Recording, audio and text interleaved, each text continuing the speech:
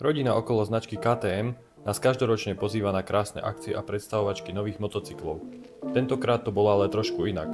Na testovačku, ktorú sme absolvovali na Masarykovom okruhu v Brne, priviezla rakúska trojica modely v špeciálnych edíciách. KTM-ka v edícii Champions a Six Days, Husqvarna v edíciách Heritage a Pro Enduro a GasGas v edícii GP. Tá síce chýbala, ale aspoň sme pojazdili na ich základných modeloch.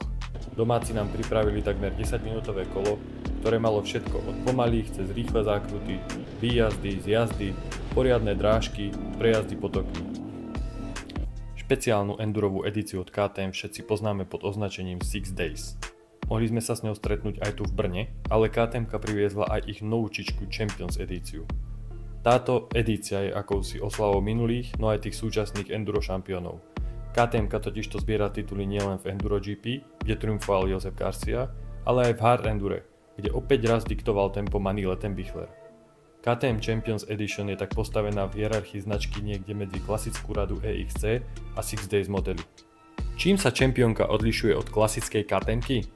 Tak ako prvé si určite všetci všimneme grafiku Red Bull KTM Factory Racing, oranžový rám, ochrany rámu, fabrický poťah sedadla, výťahovák prednej osky kolesa, plávajúci predný kotúč, super sprok z rozetu, ventilátor a motorka je postavená na endurových Michelinách. Tieto edície sú dostupné na dvojtaktných modeloch 250 a 300 a na všetkých štvortaktoch od 250 cez 350, 450 až po najsilnejšiu EXC F500. Začali sme pekne zostra a rovno som si sadol na 450. Zaspomínať si opäť na to, aká je to silná mrcha, teleportačný stroj či presúvač tela vysokými rýchlosťami. Dlhodobo spomínam, že 450 má síce fantastický motor, ideálny priebeh a tak silný spodok, že sa môže oprieť aj šikmá väža v pise, no pre mňa je tento motocykel príliš silný. To, že boli na tejto testovačke všetky tri značky, konečne pomohlo k priamému zrovnaniu kompletného tria. Za každým sú testovačky týchto motoriek oddelené, no tu bola možnosť priamo preskakovať zo značky na značku a získavať tak dojmy. Na testovacom dni boli síce prítomné len klasické GasGasy, no nič to neuberalo na ich vážnosti. Ešte sa pozrime, čo je iné na edíciách od Husqvarny a poďme na priame porovnanie. Husqvarna Heritage modely majú grafiku odkazujúcu na historické modely, ešte keď bola Huska švédskou značkou. Už aj Husky prešli na brzdové systémy od Bremba, čo im určite pomohlo, a k celkovému pocitu ovládateľnosti prispievajú aj riadidla od ProTaper a od Gripy. Husqvarna má ale aj samostatné špeciálne enduro modely, ktoré sa predávajú pod označením Pro Enduro.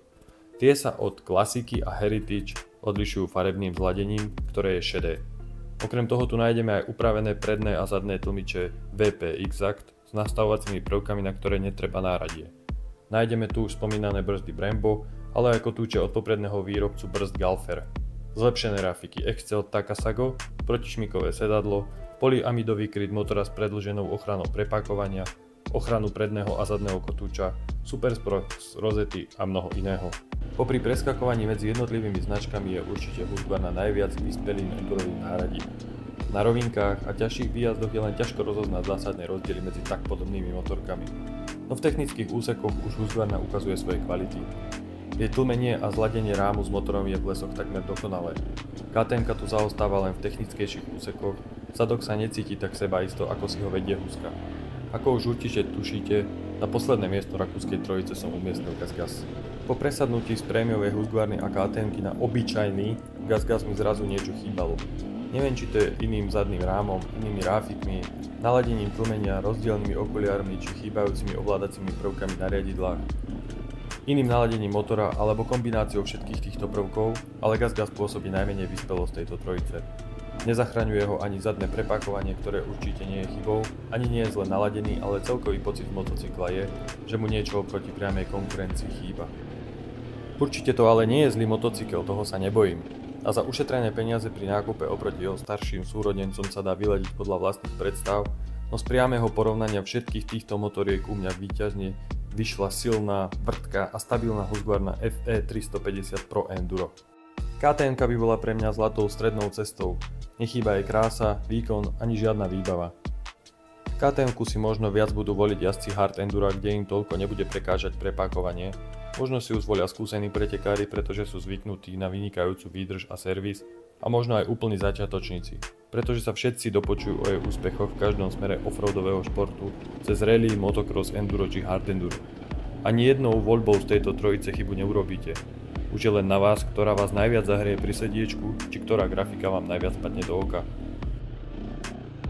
Vidíme sa pri ďalších testoch a určite si nezabudnite kliknúť na stránku countrycross.sk, kde nájdete kompletnú fotogalériu k tomuto testu. Čaute.